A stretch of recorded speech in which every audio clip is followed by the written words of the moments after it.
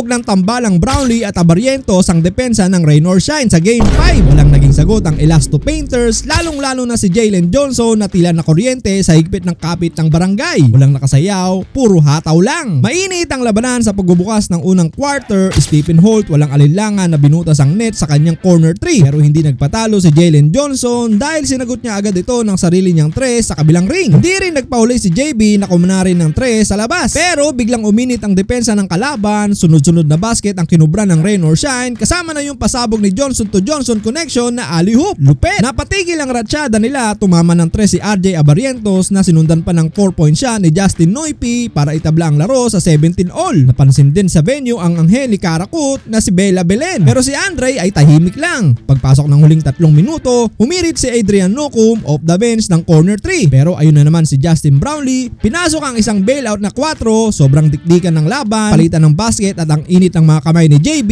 Sumagot ulit ng 3 si Nocum, pero binawi naman ni Scottie Thompson ng sarili niyang 3, 31-26, abante ng 5 ang barangay. Mainit pa sa sikat ng araw si Justin Brownlee, walang hingahan ng laro. 17 points agad ang nilista ng taga-barangay sa second quarter, habang si Nocum naman sa kabila pilit pumapalag.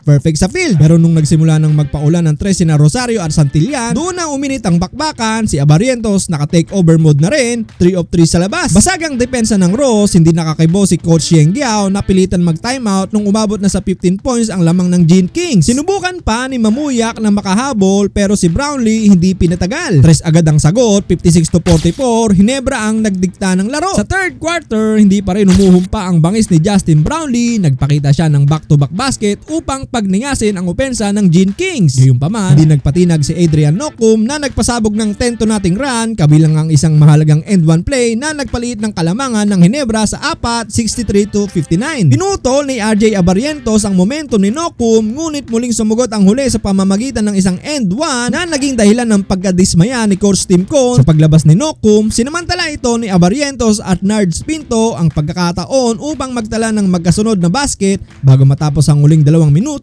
Isang 3 mula kay Jeremiah Gray ang muling nagtulak sa lamang ng Hinebra patungo sa double digits. Sa kabila ng bailout shot ni Justin Brownlee, sumagot agad ng 3 si Josh David. Sa pagtatapos ng quarter, isang digit na 4 ni RJ Abarrientos ang nagbigay sa Hinebra ng komportableng 83-71 na abante. Fourth and final quarter, nagpasabog agad si Chongson ng 3, pero hindi nagpatinag ang Hinebra kahit nagkaroon ng foul trouble si Scottie. Deadma lang dahil nag-alburuto si Justin Brownlee na humakot ng 32 points. Sinundan pa yan ng back-to-back buckets ni RJ Abarrientos na may bonus pang end 1, kaya umabot siya ng 25 points. Kitang-kita na halimaw talaga sa BPC race. Pagdating ng huling 4 na minuto, mas lalong uminit ang Hinebra. Yung 3 ni Ralph Koo nagpabaon sa kalaban, tapos yan yung step back 3 ni RJ sa harap ni Mamuyak at ginatungan pa ng isa pang 3 ni Ralph Koo. Ang tuluyan nagbaon sa mga kalaban, panalo ang barangay. Sa palagay nyo, sino ang tatago sa semifinals? Paki-comment naman sa ibaba at pag-usapan natin yan.